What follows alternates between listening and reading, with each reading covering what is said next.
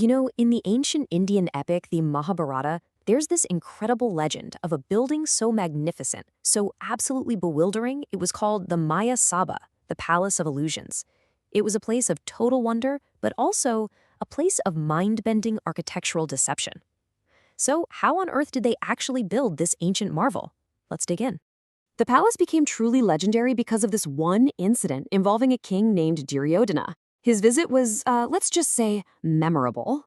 The story goes he strode confidently onto what looked like a solid polished floor and immediately plunged straight into a hidden pool of water.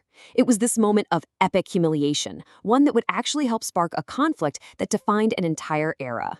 So that brings us to the big question, right? The one at the very heart of this. Was the Maya Sabha really a product of magic and sorcery, like the legends want us to believe? Or are we looking at one of history's greatest, and maybe most overlooked, masterpieces of engineering and physics? All right, to crack this mystery, we have to start with the first and most obvious clue, the science of light itself. See, the illusion that totally fooled Duryodhana wasn't magic. Oh no, it was a masterful manipulation of physics. Now, here's the really wild part. That first incident, it wasn't a one-off. Duryodhana was fooled not once, but twice. In another part of the palace, he sees what looks like a shimmering pool of water. So he carefully lifts his royal robes to keep them dry, only to slam his foot down on a hard, solid, crystal floor. So how could one guy make both mistakes? Well, the answer lies in this really fundamental principle of optics called the refractive index. Put simply, it's just a number that tells you how much light bends when it moves from one thing, like air, into another, like water. You've seen this a million times with a straw and a glass, how it looks kind of broken at the surface. That's the refractive index at work, bending the light that reaches your eyes. And that, right there, is the secret. If a master architect could find a solid material, like a special kind of crystal, that had the exact same refractive index as water, well, our eyes literally couldn't tell the difference. A solid floor could look perfectly identical to a deep pool, and that pool could look as solid as a rock. So what could the architect, this genius named Maya Sabha, have possibly used? Well, the leading candidates are materials like highly polished spathine or quartz. It's even possible he was using some form of specially treated ancient glass. But listen, the material was only half the battle.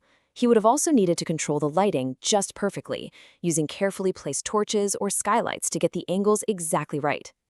And here is the final, brilliant piece of the optical puzzle. It's a principle called total internal reflection. By controlling the angle of light hitting the water or the crystal with absolute precision, Maya Sabha could make the surface act like a perfect mirror. This gets rid of all the usual glare and shimmer you'd expect from water, making it look completely flat and solid. It is an absolutely flawless trick. But okay, fooling the eye with physics, that was just step one. To make the illusion truly seamless, there was a whole world of hidden mechanics working behind the scenes. And this is the unseen engineering of the palace. I mean, just think about it for a second. For that pool of water to look exactly like solid glass, it couldn't have a single ripple, not one. No currents, no gurgling drains, no visible pipes anywhere. It had to be perfectly, utterly silent and still. How in the world do you engineer that inside a massive, functioning palace? The answer is kind of mind-blowing. The level of planning you'd need is what modern architects call building information modeling, or BIM. It's basically a super detailed 3D digital model of the entire building. Maya Sabha must have had an ancient version of this, a complete plan for every single component before a single stone was ever laid. So let's break down what was basically an ancient MEP system. That's mechanical, electrical, and plumbing. First, you'd need pre-plant hydraulic routes, basically plumbing, all hidden under the floors. Second, the surfaces would have to be engineered with zero-slope leveling, perfectly flat, to keep the water completely still. Third, you'd need precise pressure gradients to move water silently and invisibly. And all of it would require an advanced understanding of fluid dynamics. This wasn't just building, this was high-tech hydraulic engineering. Okay, so we've covered the physics of light and the hidden mechanics. But there's a third, final ingredient to this illusion: the deliberate manipulation of human psychology. This is where the palace becomes a masterclass in, well, hacking the human eye. The technique is called forced perspective, and I guarantee you've seen it used all the time today in movies and especially in theme parks to make things look bigger, smaller, or farther away than they really are. It works by playing with scale and geometry to fool your brain's natural ability to judge space and distance. And you better believe Maya Sabha used this brilliantly. Doorways might have been subtly tapered to make a hallway seem way longer than it was, or intricate patterns on the floor could have been designed specifically to mess with a visitor's depth perception. This wasn't random. It was a carefully guided experience designed to lead an unsuspecting guest, like Duryodhana, right into the trap. So let's bring it all together. When you combine the physics, the engineering, and the psychology, you get a pretty clear verdict. This wasn't magic. It was a symphony of science. What's truly amazing is just how modern these ancient techniques feel. The water illusions of the Maya Sabha, they're the direct ancestors of today's advanced theme park rides. The use of forced perspective is the exact same trick used to create immersive experiences. And that masterful engineering, it's just an ancient version of the complex systems that run our modern buildings. So in the end, the magic of the palace wasn't really magic at all.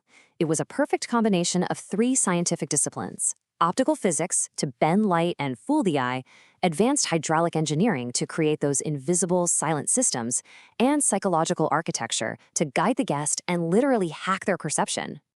Ultimately, this completely redefines how we should see the architect. Maya Sabha wasn't just some builder stacking stones. He was a physicist, he was an engineer, and he was a psychologist, a master illusionist who was using hard science as his medium. And that leaves us with one last big thought. If the legendary Palace of Illusions can be deconstructed as this masterpiece of ancient science, what other myths, what other magical stories from our past are just waiting for us to uncover the incredible engineering hidden right there in plain sight?